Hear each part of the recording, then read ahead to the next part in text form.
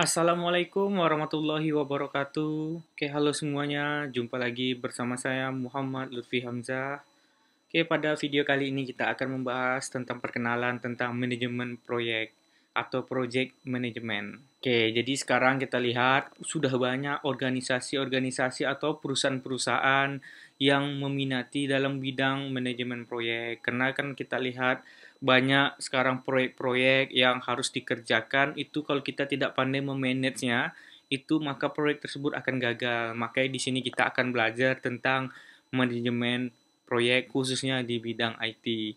Dan juga dunia di bidang IT sekarang sudah sangat mendunia ya. Apapun kegiatan atau apapun proyek itu semua banyak berhubungan dengan teknologi informasi. Apalagi kita di bidang sistem informasi itu kayak pembuatan software, pembuatan pengadaan dan lain-lain yang berhubungan dengan informasi teknologi. Jadi kita lihat sudah banyak meningkatnya pekerjaan-pekerjaan di manajemen proyek ini yang diperkirakan oleh Project Management Institute atau PMI, yang PMI ini adalah yang mengeluarkan sertifikasi tentang project management. Jadi kalau Anda ingin menjadi seorang project manager, Anda akan mengikuti namanya asesmen yang dilakukan oleh PMI untuk mendapatkan dan diakui oleh dunia. Jadi kita lihat di sini dia memperkirakan pada tahun 2010 sampai tahun 2020 pekerjaan tentang manajemen proyek itu sangat meningkat tajam. Khususnya di Amerika Serikat itu 6,2 juta pekerjaan. Mungkin di Indonesia juga mengikuti ya. Oke, kita lihat di sini gaji seorang yang berprofesi sebagai manajer manajemen proyek atau di bidang manajemen proyek atau jadi project manager dan lain-lain. Kalau kita sebut kayak seorang konsultan di bidang IT, kita lihat gajinya di sini sekitar 100 ribuan dolar. Kalau kita kalikan per tahun, ini per tahun ya. Kalau kita bagikan per bulan itu sekitar 150 jutaan per bulannya kalau di Amerika Serikat. Oke, kemudian skill-skill yang harus dimiliki dalam project management ini, khususnya kita yang baru fresh graduate ya, itu yang pertama itu adalah teamwork atau kerjasama kelompok, kemudian decision making, bagaimana kita cepat untuk memutuskan suatu permasalahan, kemudian problem solving, kita itu sebagai pemikir untuk menyelesaikan permasalahan, dan yang selanjutnya adalah verbal communication, bagaimana kita berkomunikasi itu sangat lancar sehingga kita bisa nanti berhubungan dengan klien atau dengan siapapun dalam bekerja. Oke, jadi mengapa kita di sini belajar tentang IT Project Management? Kalau di sini kita lihat yang dilakukan pada 1995 yang dilakukan oleh Standish Group Study atau CHAOS menemukan bahwa 16,2% proyek di bidang IT itu yang berhasil yang sesuai dengan skop, waktu, dan tujuan dan biayanya itu hanya 16,2% yang berhasil. Sedangkan 31% proyek di bidang IT itu di-cancel atau di-stop sebelum selesai karena gagal. Karena tidak sesuai dengan namanya skopnya atau ruang lingkupnya, waktunya, dan biayanya. Jadi banyak gagal karena mereka tidak belajar tentang project management. Jadi keuntungan kita menggunakan project management ini adalah yang pertama itu kita itu nanti lebih baik dalam mengawasi keuangan, sumber daya, sama sumber daya manusia, sama sumber daya lingkungan kita. Kemudian lagi meningkatkan hubungan dengan klien atau customer. Kemudian juga pengerjaannya lebih cepat, kemudian biayanya bisa jadi kecil, kemudian kualitas yang kita buat dari proyek tersebut itu lebih bagus dan sangat bagus lagi, kemudian keuntungan yang kita dapatkan sangat besar, kemudian kita meningkatkan produktivitas kita dalam bekerja, kemudian dengan project management ini kita dapat bekerja sama di dalam internal kita itu sangat baik. Kemudian moral-moral pekerja di dalam project management ini naik ya, sehingga dia melakukan sesuatu atau pekerjaan dalam proyek itu sangat bagus dan baik. Jadi, apa itu proyek? Proyek itu adalah suatu usaha yang sementara atau temporary yang dilakukan untuk menciptakan suatu produk, layanan, jasa, atau hasil yang unik. Ini merupakan pengertian dari buku PMBOK Guide 5 Edition 2013. Jadi suatu proyek itu akan berakhir ketika tujuannya itu tercapai atau proyeknya telah dihentikan atau di-stop.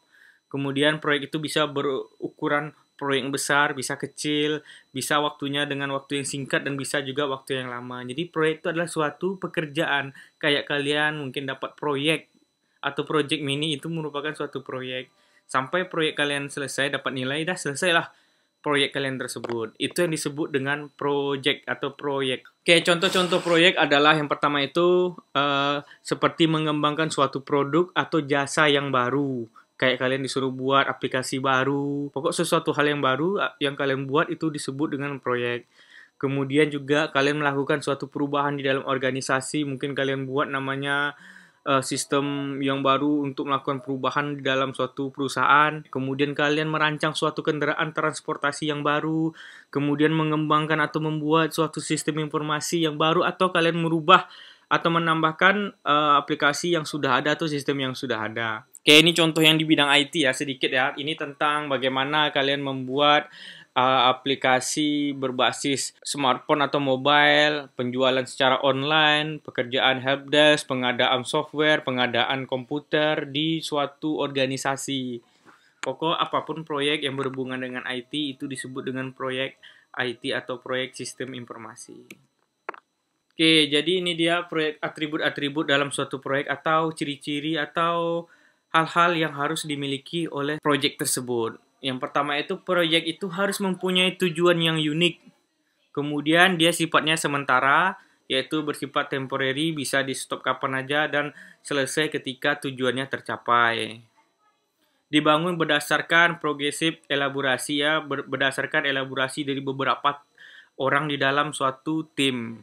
Kemudian juga membutuhkan sumber daya dari berbagai area, baik itu sumber daya yang fasilitas, sarana prasarana, baik juga dari sumber daya manusianya tersebut. Kalau di bidang IT itu ada yang namanya programmer, ada analis, ada audit, ada project manager, dan lain-lainnya. Pokok siapapun yang berhubungan dalam proyek tersebut itu disebut dengan namanya stakeholder. Kemudian dia juga mempunyai pelanggan utama atau sponsor proyek, yaitu orang yang memberikan dana untuk mengerjakan proyek tersebut.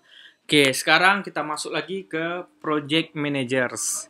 Jadi siapa itu project managers? Jadi project manager itu adalah seperti orang yang menjadi pemimpin atau leadernya dalam pembuatan suatu proyek.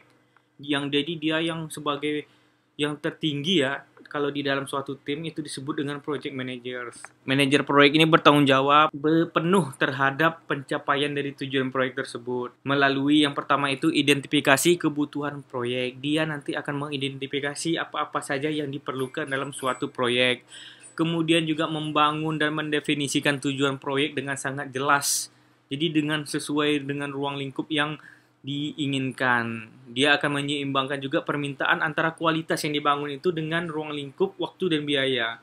Jadi kualitas itu tergantung juga terhadap ruang lingkup, waktu, dan biaya yang telah dipikirkan atau telah dirancang sebelumnya. Kemudian juga project manager ini juga melakukan pendekatan-pendekatan dari berbagai pertimbangan, harapan dari semua stakeholder, baik itu dari klien, baik itu dari tim dalam suatu proyek tersebut.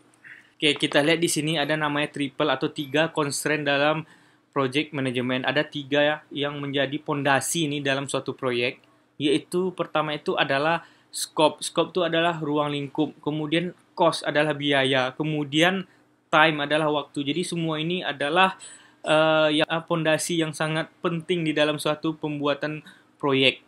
Nah, jadi dia harus sesuai dengan scope, biaya, waktu, hingga mencapai target. Maka nanti dari targetnya kalau udah selesai, disitulah kita bisa nanti mengukur kualitas dari proyek tersebut.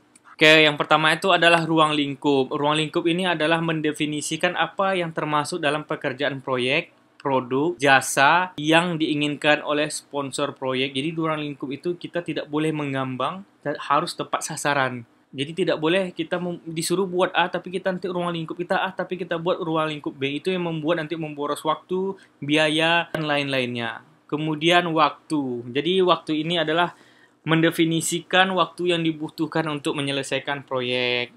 Kemudian biaya itu terkait dengan dana. Oke, ini kita lihat contohnya di sini ya. Antara scope, cost, sama time, itu di dalamnya itu adalah kualitas. Kalau skopnya terus berubah, maka nanti proyeknya itu akan telat. Karena buat A, rupanya suruh B. Buat C, disuruhnya buat D. Kemudian tidak ada pula lagi namanya insentif atau dana tambahan dari owner. Ujung-ujungnya adalah kegagalan. Makanya penting di sini yang disebut dengan triple constraint dalam suatu project management. Oke, jadi apa itu manajemen suatu proyek atau manajemen proyek? Oke, jadi manajemen proyek ini adalah penerapan dari pengetahuan-pengetahuan atau knowledge, keahlian, skill, alat dan teknik, tools dan teknik pada suatu aktivitas proyek untuk mendapatkan atau memenuhi kebutuhan dan harapan dari pihak yang terkait dari suatu proyek. Kemudian, project manager harus bisa mengawasi tentang jalannya tentang triple concern yaitu project scope, time, dan biaya. Kemudian juga memfasilitasi bagaimana jalannya proses agar sampai ketemu dengan apa yang diinginkan dan ekspektasi dari stakeholder dari suatu proyek. Oke, ini dia kerangka kerja manajemen proyek. Jadi di sini kita akan belajar tentang 9 knowledge area, yaitu 9 pengetahuan yang harus kita pelajari. Yang pertama itu adalah, ini kita lihat scope, kemudian scope ini ruang lingkup, time ini adalah waktu, bagaimana kita memanajemen waktu, kemudian bagaimana memanajemen biaya, kemudian kualitas, kemudian nih human resource management itu terkait dengan orang-orang yang bekerja, kemudian communication management bagaimana kita berkomunikasi antar tim dan juga antar klien, dengan klien kita, dengan pemberi dana kita. Kemudian juga kita belajar nanti tentang risk management, yaitu tentang bagaimana kita mengantisipasi apabila A yang terjadi, kita sudah siapkan plan B. Plan B kita siapkan lagi plan C. Kemudian ada procurement management, bagaimana tentang yang berkaitan dengan pihak luar, baik itu dari pengadaan, baik itu juga dari pihak outsourcing. Jadi nanti kita sebut dengan project integration management, bagaimana kita mengintegrasikan dari 9 knowledge area ini menggunakan tools-tools dan teknik-teknik sehingga nanti stakeholders yang mereka butuhkan dan ekspektasi mereka itu sesuai dengan yang mereka harapkan, maka proyek itu akan sukses. Setelah proyek kita akan sukses, kita buat namanya disebut dengan project portfolio. Jadi kita telah mengerjakan proyek-proyek yang kita buatkan ini. Kalau kita sudah berhasil membuat suatu proyek, maka nanti akan terpampang di CV kita. Jadi nanti kayak perusahaan-perusahaan sudah pernah melihat portofolio kita, maka akan mempercayai lagi kita akan mengerjakan proyek-proyek yang selanjutnya. Jadi ini dia dari kerangka manajemen proyek ya, yang tentang knowledge area, yaitu knowledge area itu kan tadi ada 9. Apa aja kompetensi-kompetensi yang harus dikembangkan oleh seorang manajer proyek. Kemudian ada lagi yang disebut dengan project integrasi manajemen, bagaimana mengintegrasikan dari beberapa proyek knowledge proyek tadi menjadi jalan bersama. Kemudian ada disebut dengan project scope management, itu tentang mendefinisikan tentang ruang lingkup yang harus dikerjakan dalam suatu proyek. Kemudian ada project time management, itu memperkirakan waktu yang dibutuhkan dalam menyelesaikan suatu proyek. Kemudian ada juga yang disebut dengan project cost management, itu terkait bagaimana persiapan dan pengelolaan dana atau budget dari suatu proyek. Yang selanjutnya adalah project quality management, bagaimana kompetensi ini untuk menjamin bahwa proyek yang dilakukan atau yang kita kerjakan itu sangat puas atau memuaskan, sehingga satu sama lain itu tidak ada yang dikecewakan. Kemudian ada disebut juga dengan Project Human Resource Management, yaitu berkaitan dengan sumber daya manusia yang terlibat dalam suatu proyek, baik itu programmer, baik itu marketing, baik itu analis, baik itu project manager, dan lain-lainnya. Selanjutnya adalah Project Communication Management, bagaimana kompetensi untuk membuat, mengumpulkan, menyebarkan, dan menyimpan informasi proyek itu. Intinya di sini bagaimana kita bisa berkomunikasi dengan tim dan juga dengan klien. Selanjutnya lagi adalah project risk management, itu kompetensi untuk mengidentifikasi, menganalisis, merespon resiko-resiko yang ada. Jadi kita mempersiapkan resiko yang ada dalam pembuatan suatu proyek, kita membuatkan hal-hal untuk menghadapi resiko tersebut. Contohnya plan A, plan B, plan C, plan D, pokoknya sampai resiko yang kita temukan sangat kecil. Kemudian yang selanjutnya adalah Project Procurement Management, yaitu tentang kompetensi untuk memperoleh barang-barang atau servis untuk mendukung pelaksanaan proyek baik itu dari dalam maupun dari luar organisasi. Contohnya di sini seperti pengadaan barang baik itu dari pihak ketiga, baik itu kita dari outsourcingnya, dan lain-lainnya. Kemudian tentang tools dan teknik dalam project management ini adalah alat yang digunakan untuk menilai manajer proyek dan timnya dalam melaksanakan proyek yang berkaitan dengan tadi 9 knowledge area tadi. Misalnya kalau di sini kita lihat contohnya apa aja tool dan tekniknya dalam scope manajemen, yaitu nanti kita membuat nama project management statement atau pernyataan ruang lingkup. Kemudian ada kita buat nanti nama WBS, Work Breakdown Structure, yaitu tentang bagaimana kita membuat nanti struktur yang sangat detail seperti struktur pekerjaan. Kemudian requirement analysis, kemudian scope change control. Pokoknya ini adalah teknik-teknik bagaimana nanti kita melaksanakan proyek tersebut. Jadi setiap knowledge ini mempunyai tools dan teknik masing-masing. Oke, selanjutnya lagi adalah stakeholders proyek. Jadi apa itu stakeholders? Mungkin kalian sering dengar ya, stakeholder. Jadi stakeholder itu adalah orang yang terlibat atau dipengaruhi oleh aktivitas suatu proyek. Intinya adalah orang-orang yang terlibat dalam suatu proyek tersebut.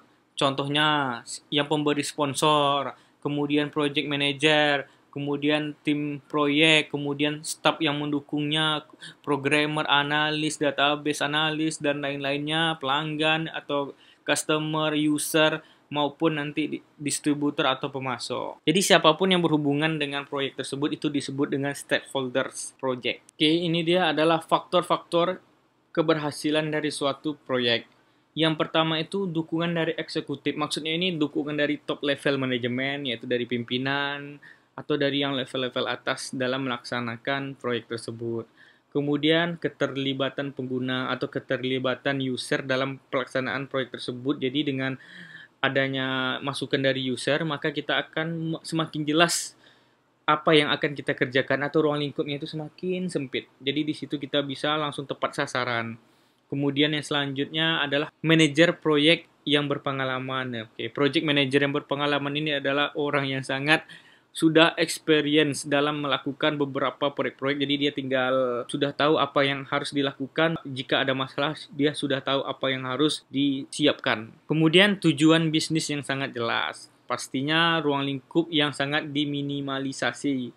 Kemudian infrastruktur perangkat lunak yang sangat memadai. Kemudian kebutuhan yang diperlukan itu sudah sangat mapan atau mantap. Kemudian metodologinya sangat baik dalam mengerjakan proyek tersebut. Estimasinya itu sangat handal dan lain-lainnya. Seperti staf yang kompeten, programmer yang bagus, yang hebat, analis yang bagus, marketing yang bagus, communication yang bagus, dan lain-lainnya. Oke, ini ya survei pada tahun 2014 tentang karir untuk project manager di bidang informasi teknologi. Ada 10 skill yang harus disiapkan untuk tahun 2015 dan seterusnya. Jadi ini adalah skill-skill ya yang akan saya tunjukkan di sini. 10 pekerjaan di bidang IT. Yang pertama itu pastinya itu programming dan aplikasi development, yaitu adalah orang-orang yang pengembang aplikasi atau programmer. Yang di bawahnya itu adalah project manager. Oke, disinilah kenapa kita harus belajar tentang project management. Kemudian helpdesk, security, web development, database administrasi, mobile application, networking, big data. Jadi kalau nggak jago di bidang programming, ya udah berarti di bidang project management. Oke, sekarang masuk lagi kita ke Project Management Institute atau disebut juga dengan PMI ya. PMI ini adalah suatu lembaga internasional profesional di bidang project management yang didirikan pada tahun 1969. Anggota PMI ini sangat berkembang. Pada tahun 2014 anggotanya itu sudah menjadi lebih dari 449.000 di dunia ya. Project Management Institute ini dia yang mengeluarkan sertifikat asosiasi di dalam project management. Websitenya yaitu www.pmi.org. PMI ini menyediakan sertifikat Project Management Professional atau PMP. Nanti di sini kita ikut dulu pelatihan, kemudian ikut tesnya secara internasional, nanti menggunakan pastinya bahasa Inggris. Jadi kalau kalian mempunyai sertifikat ini, mungkin kalian akan mudah di-hire oleh perusahaan-perusahaan besar sebagai project management. Mungkin juga sebagai project manager. Oke, ini dia perkembangan dari sertifikat PMP dari 1993 sampai 2014. Semakin tahun dia semakin meningkat. Mungkin di sini tahun 2020 itu udah sangat banyak sekali karena semakin banyak project-project di bidang IT yang memerlukan sertifikasi PMP ini. Oke, mungkin pertemuan kita sampai di sini. Jumpa lagi di video selanjutnya, khususnya di pertemuan selanjutnya. Semoga kita sehat selalu di saat kondisi wabah COVID-19 ini. Akhir kata, wabillahi taufik wal hidayah. Wassalamualaikum warahmatullahi wabarakatuh.